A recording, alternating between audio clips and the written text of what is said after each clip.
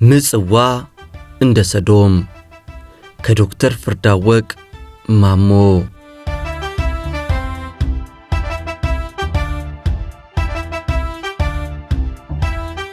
ውድ የኢትዮ ትዝታ ቤተሰቦች፣ ኤርትራ ከኢትዮጵያ ሳትገነጠል ምጽዋም በሻዕቢያ እጅ ሳይገባ ዶክተር ፍርዳወቅ ማሞ ምጽዋ ነበሩ።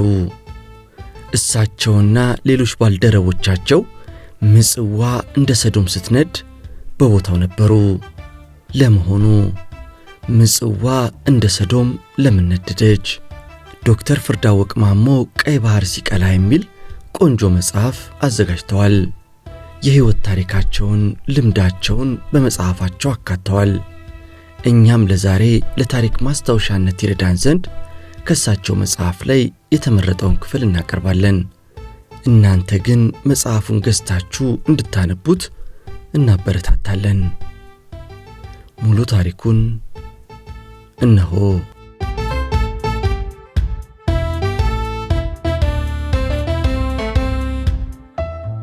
ምጽዋ እንደ ሰዶም።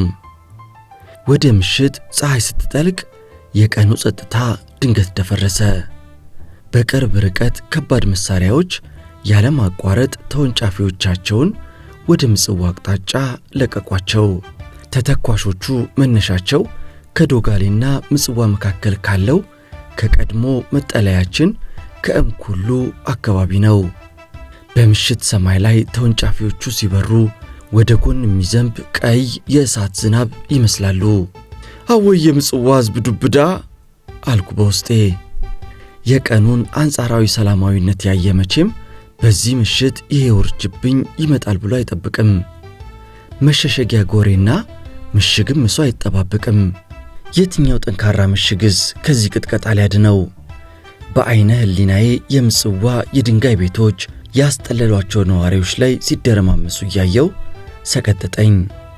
ሕፃናት ሲያለቅሱ፣ አዋቂዎች መደበቂያ አጥተው ሲቅበዘበዙ እያሰብኩ ሰውነቴን ነዘረኝ። ጭንቀቱም አላስቀምጥ ብሎኝ ወዲህ ወዲያ ተንጎራደድኩ። ተወንጫፊው ማቆሚያ የለውም። ሻዕቢያ ካዝና ውስጥ ያላትን ተተኳሽ እዚህ ምጽዋ ዘርግፋ ለመጨረስ የወሰነች ይመስላል። ተዋጊዎቹ የተተኳሽ ቁጠባ የሚባል ቋንቋ ይኖሯቸው ይሆን ብዬ በሆዴ ጠየቅኩ። በዚህ መሃል አንድ ፊልድ ጃኬት የለበሰ ተንቀሳቃሽ የመገናኛ ሬዲዮ ይዞ እያዳመጠ የቆመ ሲያዩት የሆነ አለቃ የሚመስል የሻዕቢያ አባል መንገድ ላይ ገጠመኝ። ምን አገባ ብሎ ቀልቤን እንዳይገፋው ፈራ ተባ እያልኩ፣ ይሄ ሁሉ ተወንጫፊ ሲተኮስ ግን ሰላማዊ ሕዝብ አይጎዳም ወይስ የተጠና ኢላማ አለው ብዬ ስጠይቀው የመለሰልኝ መልስ ሰውነቴን ድርቅ እስኪል አስደነገጠኝ። ጠጋ ብሎ ለዚህ አትጨነቅ፣ ከተማ ውስጥ የተሰበሰበው ወታደር ተከትሎ የገባ መጤ እንጂ የሀገር ተወላጅ ብዙም የለም ብሎ የሬዲዮ መገናኛ ንግግሩን ቀጠለ። ምን አለ ባልጠየቅኩት፣ ምን አለ ምን አባካ ገባ ባለኝ ብዬ የሰማሁት ነገር ልቤን እየወጋው ቆዝሜ ቆምኩ። የትግርኛ አነጋገር ዘይቤ ከማንም ኤርትራዊ ስለማይለይ ሻዕቢያው ተዋጊ ይህንን ከባድ ወሬ አፈነዳልኝ እንጂ የመሃል ሀገር ሰው መሆኔን ቢያውቅ ትንፍሽ እንደማይል እርግጠኛ ነኝ። ያንን የቀፈፈኝን ምስጢር ከነገረኝ በኋላ የመሃል ሀገር ሰው መሆኔን ቢያውቅ ምን ሊደርስብኝ እንደሚችል ገመትኩና ከዚያ አካባቢ መራቅን መረጥኩ። ተወንጫፊው ሰማዩን እንደ ጋለ ብረት እያቀላ ከአንድ ሰዓት በላይ መብረሩን ቀጠለ። ከዚህ ድብደባ የተረፈ ሰው መቼም ሞት የተጠየፈው ሰው መሆን አለበት። መቼም ይወለድ መቼ ከዚህ ማት የተረፈባትን ይህችን ቀን የእንደገና መወለጃው ቀን አድርጎ የልደቱን ቀን መቀየር አለበት አልኩ ለብቻዬ። ግን የሚተርፍ ሰው ይኖራል? ከምጽዋ ጥንታዊና ታሪካዊ ሕንፃዎች ወደ ፍርስራሽነት የማይቀየር አንድ ቤትስ ይገኛል? ምጽዋ እሳት ወረደባት። የ20ኛው ክፍለ ዘመን ሰዶምና ገሞራ ሆነች።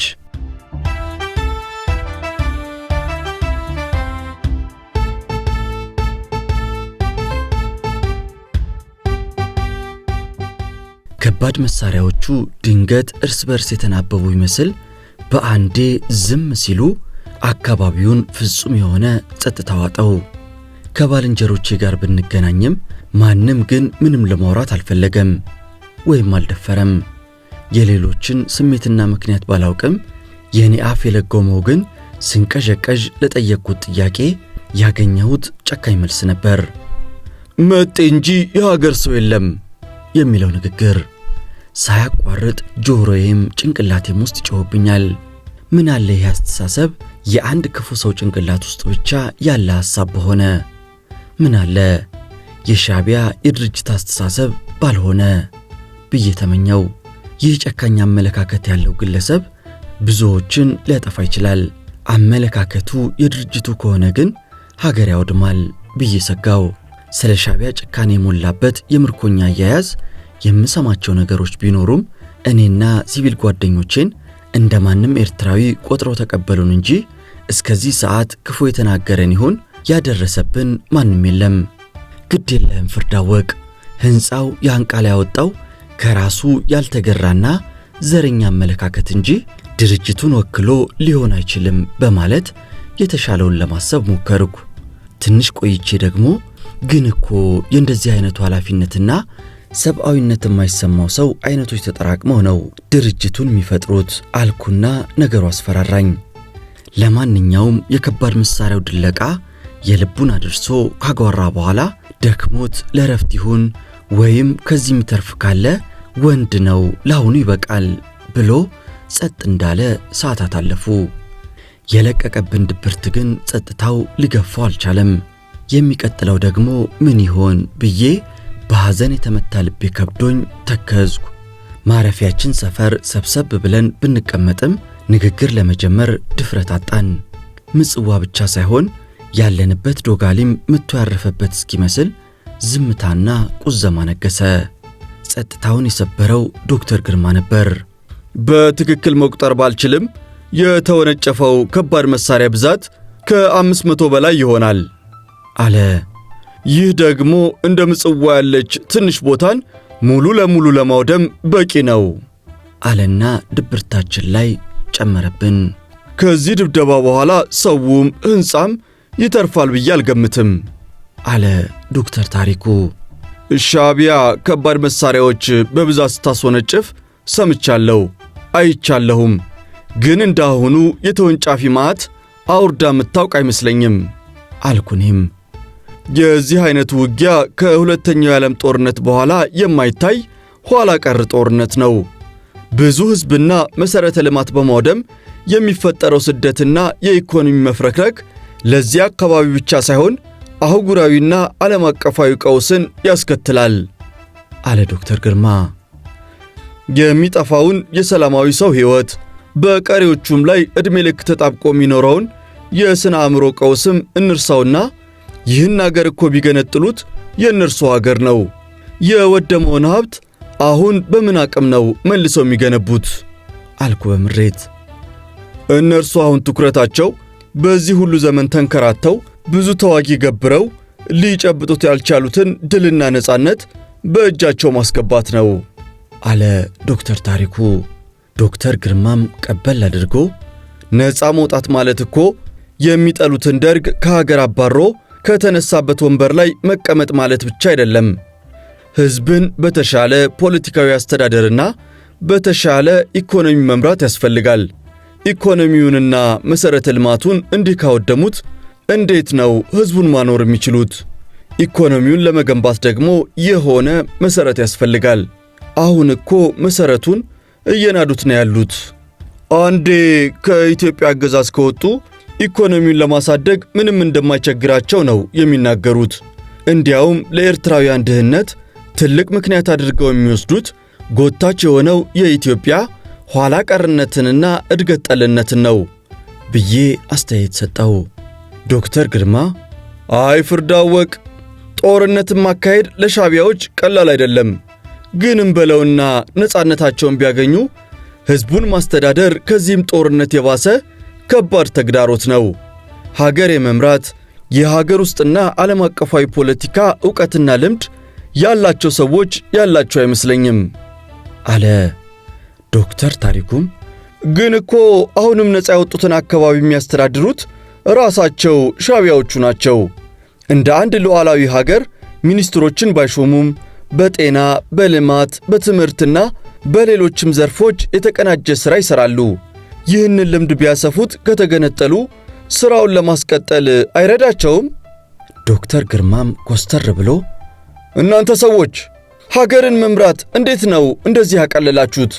ሁሉም መንግሥታት እኮ ለአሁን የደረሱት ካለፉት መንግሥቶቻቸው የተደራጀ ሥርዓትን ተረክበው ከስህተታቸው ተምረው ሕግጋትና መተዳደሪያዎችን በረዥም ሂደት ከልሰውና አሻሽለው እንጂ ልክ ከጫጉላ መልስ ትዳር እንደሚጀምሩ ባልና ሚስት ዘው ብለው ገብተው በመፈትፈት አይደለም።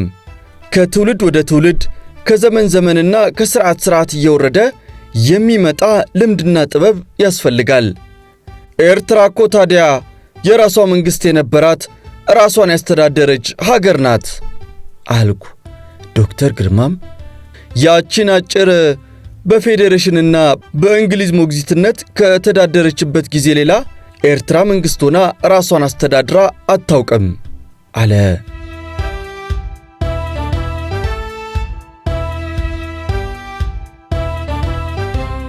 የኤርትራን ከኢትዮጵያ መነጠል ሐሳብ በፍጹም አይዋጥልኝም። ሕዝቡ ከሚለያየው ነገር ይልቅ የሚያመሳስለው፣ ከሚያጋጨው ይልቅ የሚያስተሳስረው ባህሪ፣ ባህል፣ እምነት፣ ፍላጎትና ግንኙነት የጠበቀ ነው ብዬ አምናለሁ። የመበጣበጡ ምክንያት የፍትሐዊ አስተዳደር እጦትና ግጭትን ያለ ጠመንጃ መፍታት የማይቻል የሚመስላቸው ሕዝብን በእውቀት መምራት ሳይሆን በአፈሙዝ መንዳት የሚቀናቸው ለሥልጣን ገዳይ የሆኑት እንጭጭ መሪዎች እንደሆኑ ከደመደምኩ ቆይቻለሁ። አሁን ደግሞ ሁኔታዎችን ወደ ነበሩበት መመለስ የማይቻል ነው። ያለውም ብቸኛ አማራጭ ቢመረንም የኤርትራ መገንጠል ብቻ ነው። ቢያንስ የሰው ሕይወት ጥፋት ያቆማል። ለጦርነት የሚባክነው ሀብት ለሌላ ልማት ይውላል። ቢያንስ ኤርትራውያን እንዳያድጉ የምትጎትታቸው የመሰላቸው ኢትዮጵያ ዞር ትበልላቸውና ለማደግ ይሞክሩ። እውነትም ኢትዮጵያ ለነርሱ በረከት ይሁን እንቅፋት ሆና እንደኖረችም ራሳቸው ኤርትራውያን ቢለዩ ጥሩ ነው ብዬ ብዙ ጊዜ አስባለሁ። ሁሉም በሚባል ደረጃ ከቅኝ ግዛት ነፃ የወጡ የአፍሪካ ሀገራት እኮ የራሳቸው መንግሥት ያልነበራቸውና አዲስ ሀገረ መንግሥት የመሠረቱ ናቸው። እነርሱ መንግሥት መሆን ከቻሉና ከቀጠሉ ኤርትራ ምን ያቅታታል? ጥያቄ ለግርማ ነበር። ዶክተር ግርማ ወደ እኔ ዞር አለና ቆይ እንጂ ፍርዳወቅ፣ አንተም የኤርትራን መገንጠል የምትደግፍ አስመሰለብህ እኮ አለ።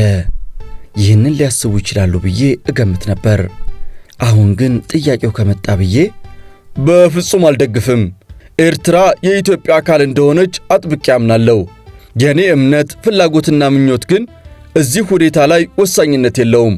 ወሳኙ ነገር የኤርትራ ሕዝብ ምን ይፈልጋል የሚለው ነው። ሰውን ደግሞ በገዛ ቀየው ያለ ፍላጎቱ እኔ ስላመንኩበት ብቻ አብረን ካልቀጠልን ብሎ ማስገደድ ተገቢ ነው ብዬ አላምንም። ደግሞ እኮ እናስገድድ ብንል አሁን የምናየው የኃይል ሚዛን ይፈቅድልናል? ይኸው በደህና ጊዜ በሰላም ማለቅ ይችል የነበረ ጉዳይ አሁን እልፍ ሕዝብ አልቆበት ንብረትና ሀብት አውድሞ አፍንጫችንን ይዞ መጣብን። እኔ እንደሚመስለኝ የታሪክ አቅጣጫ ኤርትራን ወደ መገንጠል መውሰዱ አይቀሬ ነው። እንደኔ እምነት የባሰ ሕዝብ ሳያልቅ ቶሎ ሀገራቸውን አስረክቦ መውጣት የመንግሥታችንን ውርደት ይቀንሰዋል። ዶክተር ታሪኩም ቆጣ ብሎ እንዴት ውርደቱን ይቀንሰዋል? ታሪክ ሲወቅሰው ይኖራል እንጂ ሀገርን አንድ ቀን እንዳደሩበት ሆቴል ጥሎ ሹልክ ተብሎ ይወጣል እንዴ? አለ። እየው ዶክተር ታሪኩ፣ እኔ ዕድሜ ዘመኔን የኖርኩት ኤርትራ ነው። የኤርትራዊ ደም ባይኖረኝም ኤርትራውያን ጓደኞቼ፣ አብሮ አደጎቼ፣ ዘመዶቼ ናቸው። ብዙ ደግም ክፉ አብረን አሳልፈናል። አንድ ምነግርህ ነገር 100% ባልልም ኤርትራውያን በኢትዮጵያ መተዳደርን አይፈልጉትም። የሁሉም ልብ ያለው ትግል ውስጥ ነው። ይሄ ጦርነት ደግሞ አሁን ባያልቅ ምንጊዜም እንደማይቆም እርግጠኛ ነኝ። አሁን የምናየው የሻዕቢያ አቅም የኤርትራን መገንጠል የማያጠራጥር አድርጎታል እና ለማይቀረው ሽንፈታችን ተጨማሪ ሺዎች ወንድሞቻችንን ገብረን በመውጣታችን ነው ታሪክ የሚወቅሰን ወይስ ከመሬት ይልቅ የሰው ሕይወት ይበልጣል ብለን ሊታረዱ የተዘጋጁ ዜጎቻችንን አትርፈን ጓዛችንን ጠቅልለን ብንወጣ ብዬ ጠየቅኩት። ጥያቄው ለሁሉም ነበር። ዶክተር ታሪኩ ግን አንገቱን ወደ መሬት ዘግዝቆ ነገሩን የሚያሰላስል መሰለ። ዶክተር ግርማም ጣልቃ ገባና ይሄ ጉዳይ አከራካሪ ነው። ማንም መንግሥት ሲመሠረት ቃለ ጉባኤ ተይዞ በስብሰባና በመጨባበጥ አይደለም። አብሮ የመኖር ስምምነት የሚመጣው በጉልበት አንዱ ከተቀለላቸው በኋላ ነው። ግዛቶቹ ከተከለሉ በኋላ አስማምቶ የሚያኖራቸው የጋራ አቋም መያዝ ግዴታ ነው። ከሚያስማማቸው ይልቅ የሚያጋጫቸው ምክንያት ከበዛ ግን ከመለያየት የተሻለ አማራጭ የለም። ይሄ ዘመናዊነት ይመስለኛል። ኋላ ቀሩ አካሄድ ግን ዕድሜ ልክ በጦርነት መጠፋፋት ሲሆን፣ ጨካኙ አማራጭ ደግሞ አቅም ያለው ክፍል ከሕዝቡ ይልቅ በግዛቱ ስፋት ልክ ክብር ለመቀዳጀት አቅም የሌለውን ሕዝብ መደፍጠጥና ማጥፋት ነው።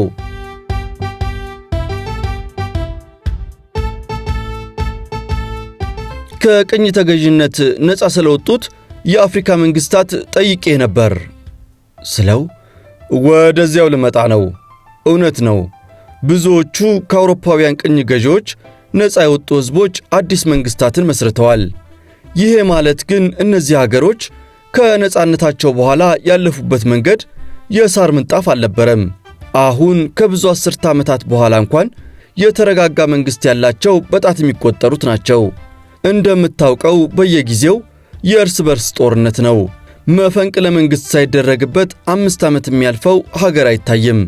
ሥልጣኑን የጨበጡት ጌቶች በጉልበት ካልሆነ ከወንበራቸው የሚነቀንቃቸው የለም። ሕዝብ በገዛ ሀገሩ እንደ ባሪያ ይጋዛል። አንዱ ሕዝብ የሌላው የበታች ሆኖ ይኖራል። አውሮፓውያን ቅኝ ገዢዎቻቸው ሕዝቡን የመከፋፈል ዕቅዳቸው ተሳክቶላቸው፣ የኤርትራ ጉዳይ ግን ከዚህ የባሰ ይሆናል አለ ግርማ። እንዴት ሊብስ ይችላል ብዬ ጠየቅኩ። የግርማን ትንተና ለመስማት ቸኩዬ አየህ፣ አብዛኛዎቹ የአፍሪካ ሀገራት ቅኝ የተያዙት ከእነርሱ ጋር በመልክም በባህልም በቋንቋም ምንም ግንኙነት በሌላቸው ድንበር በማይጋሯቸው ከሩቅ ስፍራ በመርከብ ተጭነው በመጡ ነጮች ነው። አሁን ኢትዮጵያ በእርግጥ ኤርትራን ቅኝ ገዝታታለች? አልገዛቻትም? ኤርትራ የኢትዮጵያ አካል ነች ወይስ አይደለችም የሚለውን ክርክር ለታሪክ አዋቂዎች እንተውና መቼም የሀገር ጎረቤት አይመረጥም። ኢትዮጵያና ኤርትራ ጎረቤቶች ይሆናሉ እንበል። ሕዝቡ ተጋብቷል፣ ተዋልዷል፣ በስነ ልቦና በኢኮኖሚም ተሳስሯል። የአንዱ ሕዝብ እልፍ ወደ ሌላው ርቆ ሄዶ ኑሮ መስርቷል። አውሮፓውያን አፍሪካውያንን ቅኝ መግዛታቸውን አይክዱም።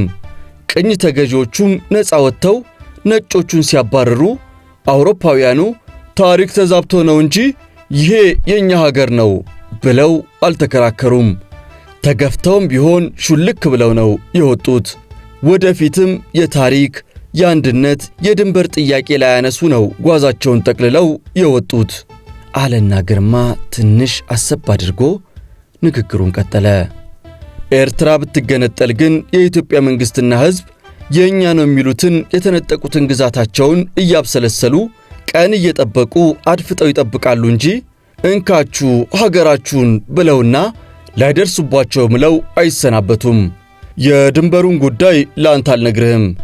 ያኔ አብረን አካል ጉዞ አውራጃ ስንሰራ ዛላምበሳንና አልቲናን እንኳን በኤርትራ ክፍለ ሀገር ይተዳደር ወይስ በትግራይ የሚለውን ውዝግብ ታውቀዋለህ። አሁን ኢትዮጵያ አንድ ሆና ድንበር እንዲህ ካተራመሰ ኤርትራ ብትገነጠል ደግሞ ሌሎች በሕግ ያልተከለሉ የድንበር ግዛቶች ምን ያህል ግጭት እንደሚያስነሱ መገመት አያዳግትም። አሰብ ሌላው የግጭት ምክንያት መስሎ ይታየኛል። መንግሥት አሰብን በልዩ አስተዳደር ነጥሏታል። ኤርትራ ብትገነጠል አሰብን ይዛ ነው ወይስ አፋርን አንድ አገር አድርገው አሰብን ወደ ኢትዮጵያ ይቀላቀላሉ? ሌላው ችግር ይመስለኛል ብሎ ዶክተር ግርማ ትንሽ አረፍ ብሎ የሚቀጥለውን ልናገር አልናገር የሚል ስሜት ያደረበት ይመስል ሌላው ብሎ ቆም አለ። በጥሞና ትንተናውን እየተከታተልን እንዲቀጥል ብንጠብቀውም ሌላው አለ። አሁንም ትዕግስት ያጣው ዶክተር ታሪኩም ምንድነው ሌላው የምትለው? ወሬ ካለቀብህ ይኸው ነው በል አለው። ልናገር ያሰብኩት ስለ ከበደኝ ነው። ይሄም ሁሌ ስለ ኤርትራ መገንጠል ሳስብ የሚያሰጋኝ ነገር ነው። እነዚህ ሕዝቦች ተዋደዋል፣ ተዋልደዋል፣ ተቀላቅለዋል። የዛን ያህል ደግሞ ሰይፍ ተማዘዋል፣ ተዳምተዋል፣ ተገዳድለዋል፣ ተቀያይመዋልም። ከእያንዳንዱ ኤርትራዊ ቤት ሰው ተሰውቷል፣ አካል ጎድሏል። ሐዘኑ በለቅሶ እንኳን እንዳይወጣለት ለሕይወቱ ሰግቶ ብዙ ቤተሰብ በልቡ አንብቷል። ከመሃል አገርም በውትድርና ኤርትራ መጥቶ ያለበት አድራሻ የማይታወቅ ደብዛው የጠፋ ያለ ቀባሪ በኤርትራ ተራሮችና በረሃ ቀልጦ የቀረ ወንድም ልጅ አባቱን ያጣ ብዙ ቤተሰብ ቆዝሟል። ለእነዚህ የመሃል ኢትዮጵያ ሰዎች ኤርትራ ማለት የወንድ አውራዎችን የምትቀጥፍ፣ ሴቶችን መበለት፣ ሕፃናትን አባት አልባ የምታደርግ ጨካኝ አውሬ ነች። ይሄ በብዙ ሰዎች ልብ ውስጥ ስር የሰደደው ጠላትነት እስኪደበዝዝ የአንድ ትውልድ ዕድሜ ይጠይቃል። ኤርትራና ኢትዮጵያ ሁለት አገር ሆነው ግጭት ቢፈጥሩ ይህ ሕዝብ ውስጥ የሰረጸው ጥላቻና ቂም ለመፈንዳት አፍታም አይፈጅበትም። ይህ ትልቅ ስጋቴ ነው አለ ሐሳቡን በመተንፈሱ ቀለል ያለው መስሎ። በመስማማት ራሳችንን እየነቀነቅን ሐሳቡን ተጋራን።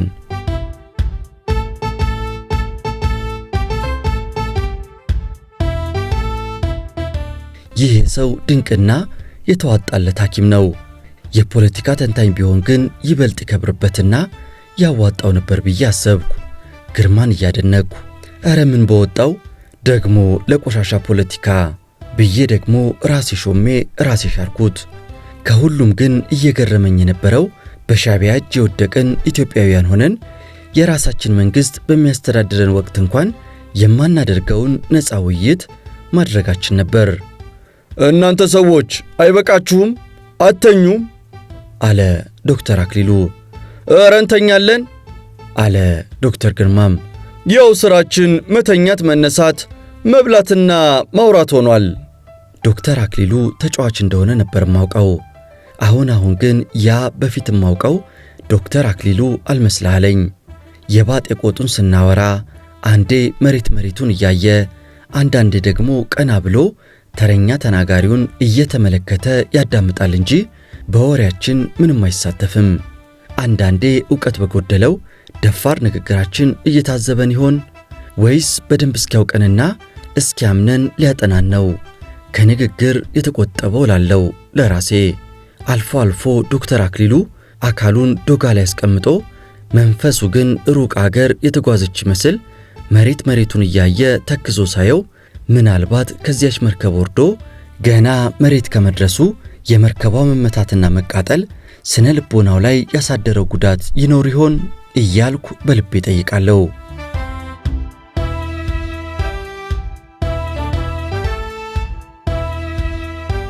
ሌሊቱ ሲጋመስም የድካም ምልክት ማናችንም ላይ ባይታይም ጋደም አለን። አሸዋው ላይ በጀርባዬ ተንጋልዬ በዛፎቹ ቅጠሎች መሃል ጥርት ብሎ የሚታየው ሰማይ ላይ የተበተኑትን ከዋክብት እያየው እነዚህ ከሩቅ ሲታዩ የጤፍ ፍሬ የሚያክሉ የሚመስሉ ከዋክብት እኔና በቢሊዮን የሚቆጠሩ ቢጤዎቼ ከምንኖርባት ዓለም ብዙ መቶ ሺህ እጥፍ ትልቅ እንደሆኑ ሳይንስ የነገረኝን እያሰብኩ የከዋክብቱን ግዙፍነት አደንቃለሁ።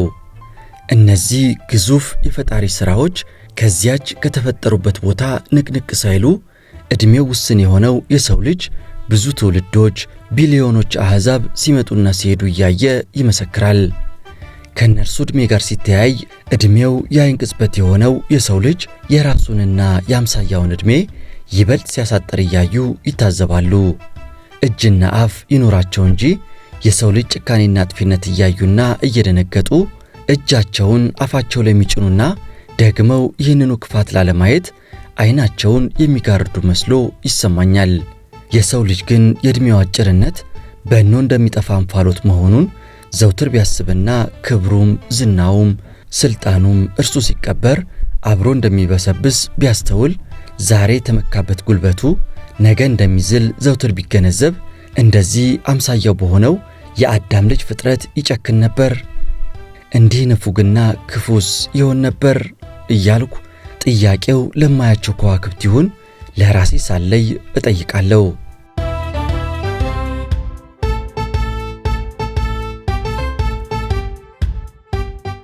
ያ ምሽት ቀፋፊ ነበር።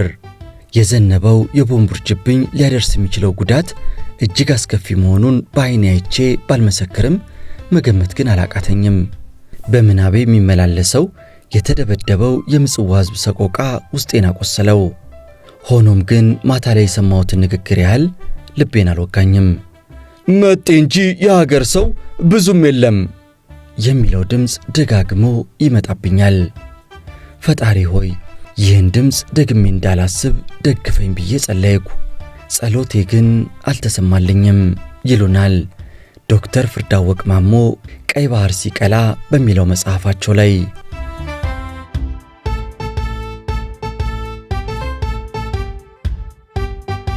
ውድ የኢትዮ ትዝታ ቤተሰቦች፣ ለመሆኑ ኢትዮጵያ ኤርትራ እንዳታድግ እንቅፋት ነበረች? እሺ ከኢትዮጵያ ከተገነጠለች በኋላስ ኤርትራ አደገች?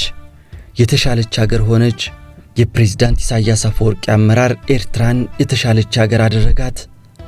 ሐሳባችሁን በሐሳብ መስጫው ላይ ንገሩን።